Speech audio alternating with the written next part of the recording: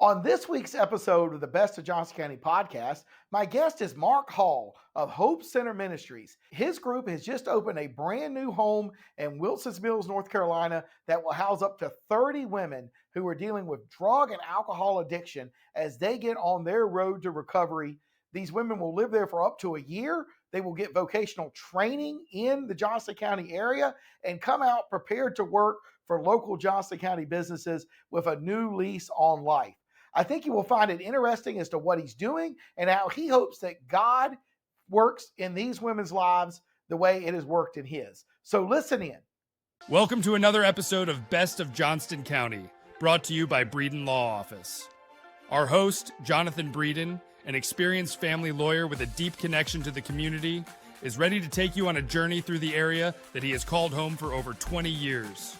Whether it's a deep dive into the love locals have for the county or unraveling the complexities of family law, Best of Johnston County presents an authentic slice of this unique community. Hello, and welcome to another edition of the Best of Johnston County podcast. I'm your host, Jonathan Breeden, and on today's episode, we have Mark Hall from Hope Center Ministries. He's here to talk to us about a new addiction recovery home that they're just opened in Wilsons Mills, North Carolina. What Hope Center Ministries does, it is in 13 states and is international, and how you can help them help your fellow citizens overcome addiction. But before we get to that, I'd like to ask you to like, follow, subscribe to this podcast wherever you're seeing it, whether it'll be on Apple, Spotify, YouTube, TikTok, LinkedIn, X, or any of the other social media channels of the Best of Johnston County podcast. The Best of Johnston County podcast comes out every single Monday and now has for about 20 months. So go back and listen to previous episodes that we've had over the last year and a half. I think you'll find them fascinating. If you love Johnston County as much as I do, this is the podcast for you. Welcome, Mark. Thank you. It's All good right. to be here. Thanks for coming here. We're just sort of catching up old time's sakes. But anyway, tell the court, we're not even talking about the court. I got to go to court in a couple of days. And so I was preparing for court before I came in here. Tell the court what your name is and what you do. My name is Mark Hall, and I'm the Vice President of Partner Relations for Hope Center Ministries. All right. And what is Hope Center Ministries? Hope Center Ministries is a 12-month faith-based residential recovery program for men and women who have suffered from addiction. It's a post-crisis program that helps them to rebuild their lives. All right. And how do people get referred to Hope Center Ministries? The residents that walk through our doors come from all walks of life and all types of referrals. We do work through admissions coordinators that we have that interview the client, speak with the client, find out what their background is, what kind of needs they have, immediate needs. But our referrals come from the court systems. They come from churches. They come from local businesses. They come from moms and dads that call at night or loved ones that call. It's a lot of different sources. Okay. So is it just alcoholics? Is it just drugs? Is it a combination? Like, what is your core target of abuse? It's folks who have suffered from drug and alcohol abuse, which is a very often common thread between the two. Okay. And so I guess let's talk a little bit about how the program works, because every one of these programs is different. Mm-hmm. So how is it structured? I know it has 3 phases. Let's talk about what happens in sort of each phase of how y'all help treat people. Sure. It is 3 phases. The first phase is anywhere from about 30 to 45 days. The official statement is 30 days. But I refer to that as a time period where the dust settles in their life. They walk through the doors and, they're most of the time at a point of being very beat up. They come in, they get used to the routine, the structure of it. We start to address things, for example, find out if they have any outstanding legal issues, what their health needs may be, what their family situation is. Do they have children? Have they lost children through the court systems or due to the destruction of addiction? That's kind of the calming down period. It also gives those loved ones time to rest because they're the moms and the dads and the husbands and the wives that have been dreading to answer the phone call at night. And then they'll transition into phase 2, which is the longest period. That goes from that 30-day mark up to the 10-month mark. That's what's called vocational training. And we partner them with companies in the community. These are companies in the community that are long-time established companies here in Johnston County and elsewhere where we're at. And they're companies that will give our men and women opportunities to learn the job skills, the job set that they need to build successful careers with that company. During that time, those residents in Hope Center are not compensated financially for it, but they have a place to stay. They have healthy foods, and there's a lot of things that go into it. But we connect with the community colleges. We get them the certifications and help them to build their self-esteem, the life skills classes. And like, our men and women come from all walks of life. Currently have a school teacher in our program. We've had deputy sheriffs. We've had people that have worked for the bridge companies that build I-95 bridges, and we also had people that slept under those same bridges. And also, they come from all walks of life. Everybody needs different continuing education. So we partner with the community college, we partner with that employer. And then when they hit the 10-month mark, they're hired full-time. They become W-2 employees. And a high percentage of the men and women who graduate from our program with the companies that we partnered here with in North Carolina and Johnston County particularly, they leave the program. They have couple of months of savings built up. They receive a benevolence from Hope Center. So they receive a cash gift when they walk across the stage. And then they also, many of them have health insurance and benefits. And the employers that we're using here in Johnston County, we're now 2 and 3 years into it, where they have men and women who are in supervisory roles and doing things beyond just that initial job. So as part of the vocational training, do they leave the home and go to work or They training do. at these businesses? They do. They go to that job site every single morning. There's folks at Stevens Sausage here in Smithfield. There's folks at Guy C. Lee. There's folks at Shalco Assembly and things, but they're learning hands-on. It's on-the-job training, and they're learning the product. First off, they're learning the structure of showing up on time and being at a workplace. And along that way, too, they're also getting other education through partnering, like I said, with the community colleges and workforce development, others out there. And also during that time period, because oftentimes there's a common thread with addiction and criminal justice issues. Not everybody in our program has legal issues out there, but a high percentage do because of that common thread with addiction.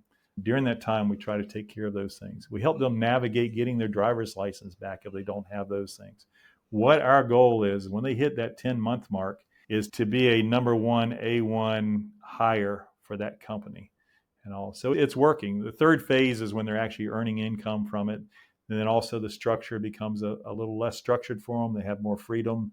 They have their own car at that time if they have driving privileges in their car. But it's getting them ready for post-Hope Center life. We are a faith-based organization, but as I tell people, they don't walk in the door looking for Jesus on day one. They walk in looking for that hope, and they see that through others that are in front of them in the program, getting reconnected with their families, getting their children back, getting court issues taken care of, getting employment. When a man or woman can walk through the door at the end of the day and they're wearing a uniform from one of the companies that I mentioned, or they're driving a brand new vehicle down the driveway from some of these companies, that is the hope that they're searching for. And, as I said, we are faith-based. My prayer is that they develop their faith along the way too. So when they first come in, you talk about their day is structured. Yeah. Give some people, because, they need to stay busy, Yes. right? They need to stay busy. So what are some of the things that are part of that structured day before they start going off-site for vocational training? It's very structured. Monday through Friday, they wake up and start their day at some of the centers as early as 4:45. The latest is about 5 a.m.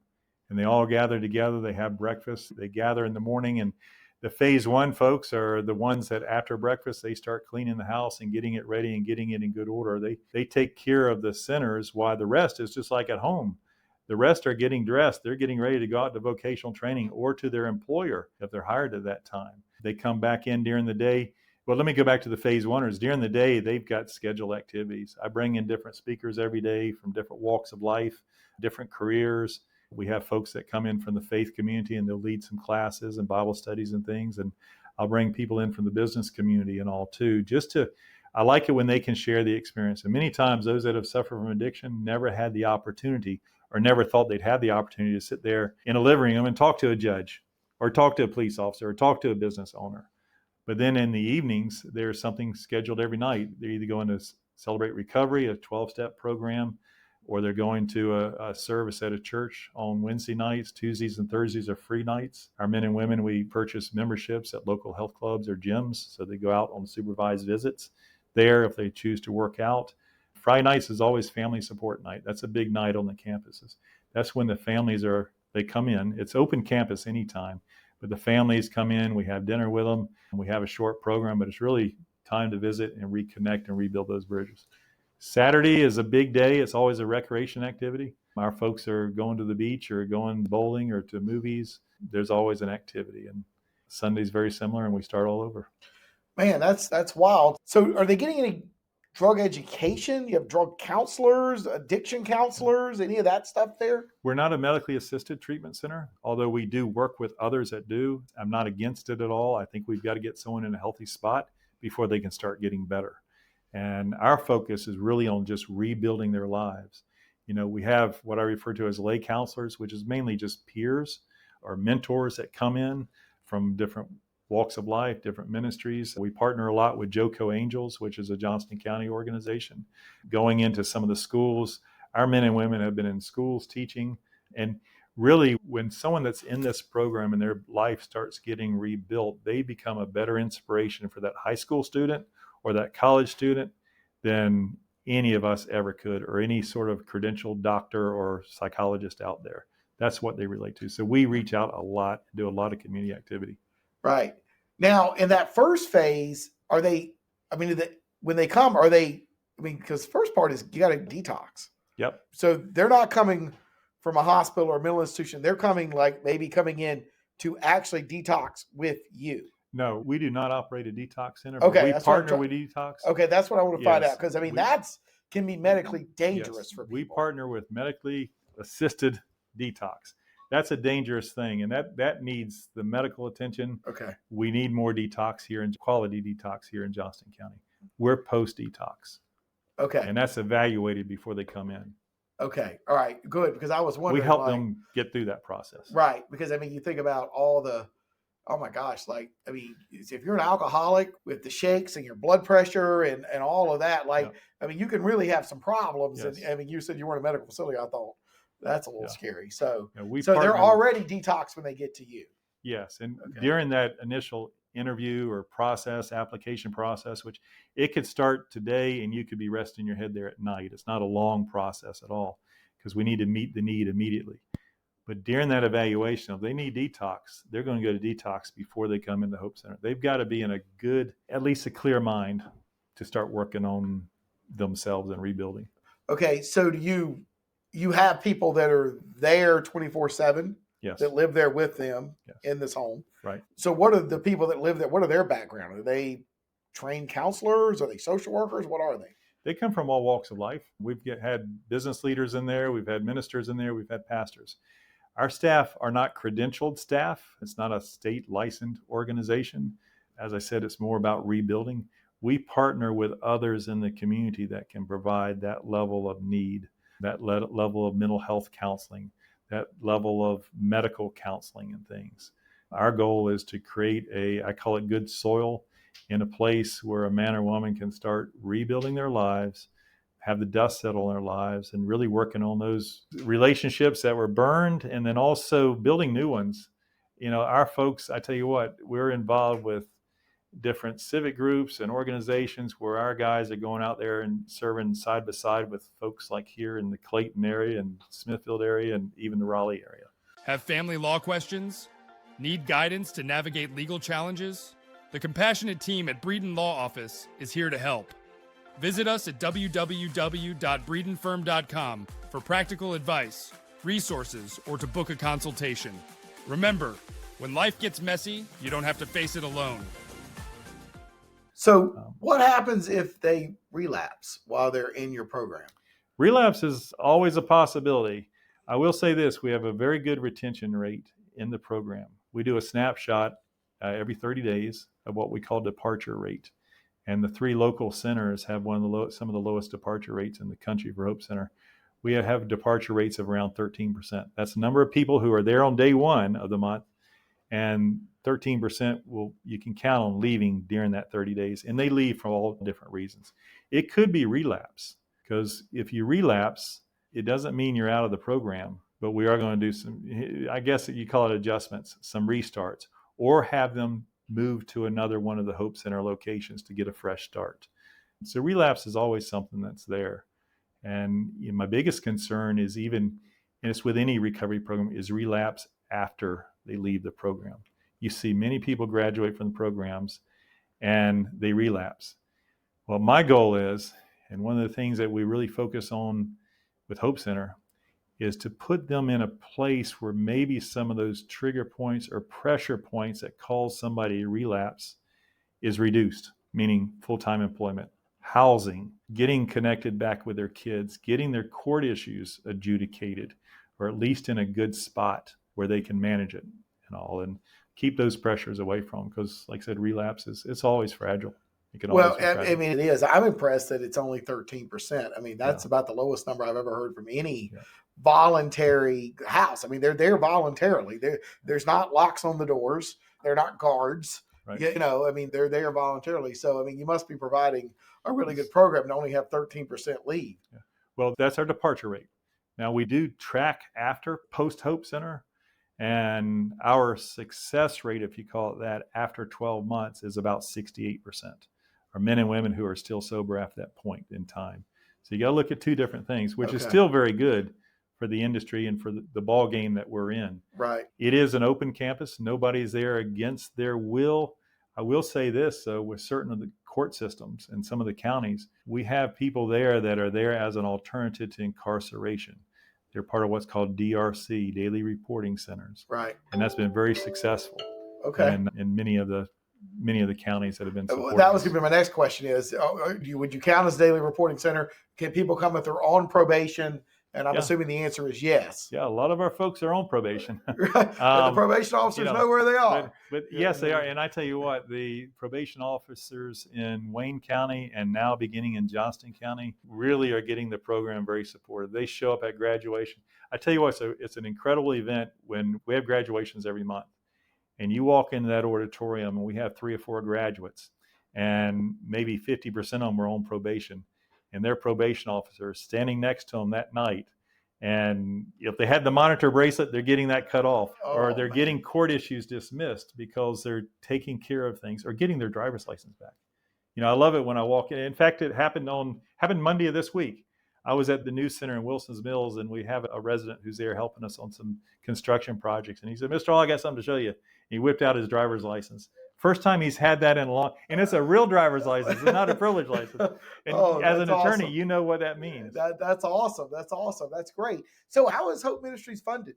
Hope Center Ministries, our model, the way it's set up is it's self-funding, or obviously private donations is big.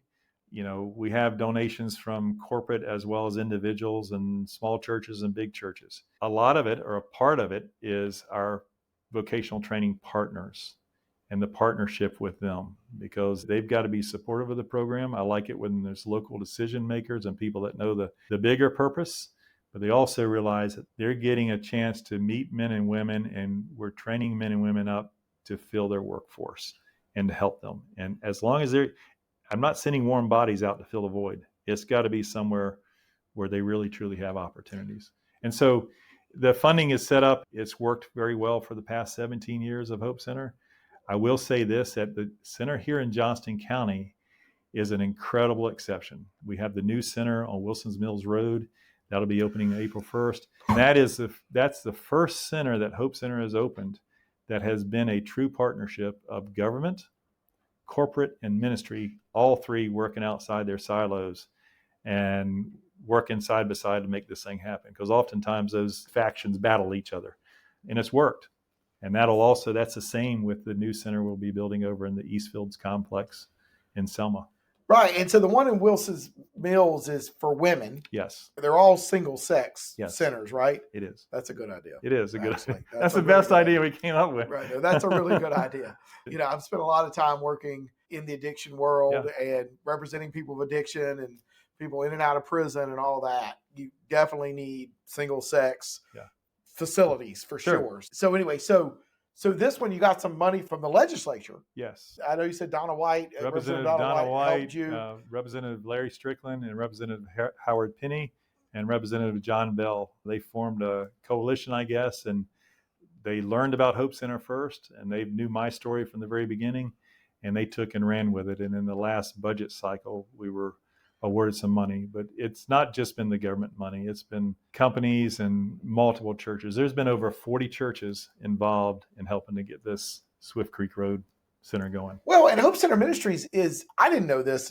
until today. Like, it's in like 13 states and it's international. So this model has worked for a long time in a lot of places around this country and around the world, actually. Yes. It's a model that, and we put a lot of focus on the models of the centers, where one center is operating very similar to the next center. But our local directors that are connected to that local community, they do have some discretion. But it is a model that's duplicatable and can be done elsewhere. And that's what it's been done with every one of our centers. And we're constantly fine-tuning it. It's not a perfect ministry or a perfect organization. You're fine-tuning. And I tell people that every single day, I'm experiencing chaos and confusion, and I'm also experiencing an incredible emotional moment, or I'm asleep somewhere. You're going to get those in all of it. But It is a model that's duplicatable, and it's working. Do I have to be a Christian to go there? No, you don't. It's, being a Christian to walk through the doors isn't a requirement, and conversion to Christianity isn't a requirement of graduation either. I cannot preach a sermon. I know where my faith is. I know where my strength has come from, and through my walk with Christ and all. But what I want to do is create good soil in these houses and good opportunities for the men and women. And my prayer is 3 or 4 months down the road, they start talking about how God's working in their lives and seeing that they don't have to battle everything alone. And, I would say that the sobriety and putting these lives back together and sustainability is just a byproduct of their faith. I got you. But it still does come with struggles. So how can people reach out to assist, whether it be their church or volunteer with Hope Center Ministries? We are always seeking volunteers. We're seeking opportunities all the time to serve in the community. If your church, your business is hosting an event, contact us. Let's have 3 or 4 of our men from a center or women from a center go out and serve alongside. I don't like sending the whole house of maybe up to 20 or 30 people out to the event. We can, but the goal is not to make it a Hope Center event. A prime example is the Civitan Club in Clayton, North Carolina. They're an old organization, wonderful leaders in the community. They are. We partner alongside of them. We're doing actually an oyster roast next weekend. And if we send all our guys out there, it'd turn into a Hope Center event. But if we can send 5 or 6 out to roast some oysters and serve some tables, and first off, they're going to meet somebody in the community. They're going to get a relationship going. That person, whoever it is going to dispel some of the myths out there too. And that's about getting the men and women integrating the community. So that's one way they can reach out. The other is volunteers. We talk about counselors. We don't have licensed counselors. We use a lot of mentors, a lot of peer people that can come in and just listen and be that voice of reason with them. That goes a long way. And the other is obviously financial. And they can reach out to us on our website. They can reach out to me on my personal email address. And I spend a lot of time going out to groups and just explaining Hope Center. So it's hopecenterministries.com. Yes. Correct. And then you want to go under locations and find Wilson's Mills to learn about the one that's here and to give money right there to the one here in Wilson's Mills. How many women can be in this new house in Wilson's Mills? The house in Wilson's Mills, in the town of Wilson's Mills, has been awesome to work with. Their mayor, Fleeta Bird, and their whole staff there, the police department, the citizens there have been awesome, because not everybody wants this in the neighborhood. But the properties are very welcoming and very beautiful and well maintained. But I'm sorry, I got a blank. Yeah, no, that's all right. I mean, I was saying, like, they can reach out through the website. Reach out to the website. They can give money there. How many women can live in the home? Yes. The zoning in Wilson's Mills is for up to 30 ladies. Up to 30 ladies could rest their head there at night. During this first year, we're going to cap the capacity at around 20. And we will grow capacity just facility-wise to be able to accommodate 30. But the zoning, we always go for 30, a number of 30. We don't want it any bigger and we don't want it any smaller. Okay. Well, cool. So what's your email address? You said people could email you? My email is m.hall, Hall, at hope, HOPECM.com. All right. mhall at hopecm.com. Yes. Right. Okay. That's how you can get involved. The last question we ask everybody on this podcast, what do you love most about Johnston County? I tell you, Johnston County is home. I've been here since 1989, and it sounds like a corny answer, but it's so true. And that's the friends and the relationships that I have. I've got many of the folks that are supporting and helping Hope Center and giving our men and women opportunities. I've known them for 20 and 30 years, and they've stayed with us on this whole journey, good and bad. I tell you what, it's a lot of great people in Johnston County. Well, Yes. we would like to thank Mark Hall of Hope Center Ministries for coming and being our guest on today's episode of Best of Johnston County Podcast. Reach out to him if you believe that your church or your organization can help him by providing places for his residents to work and get involved in the community, or just to give money to support this ministry to help people that are trying to overcome drug and alcohol addiction. They are truly doing God's work right here in Johnston County, and they need all the help they can get. As I mentioned earlier, please like, follow, subscribe to this podcast wherever you're seeing it. Give us a 5-star review down below as well, and that'll help raise our visibility so more people will be aware of the Best of Johnston County podcast. You can also tag us in your Instagram stories, Best of Johnston County. Until next time, I'm your host, Jonathan Breeden. That's the end of today's episode of Best of Johnston County, a show brought to you by the trusted team at Breeden Law Office. We thank you for joining us today, and we look forward to sharing more interesting facets of this community next week. Every story, every viewpoint adds another thread to the rich tapestry of Johnston County. If the legal aspects highlighted raise some questions, help is just around the corner at www.breedenfirm.com.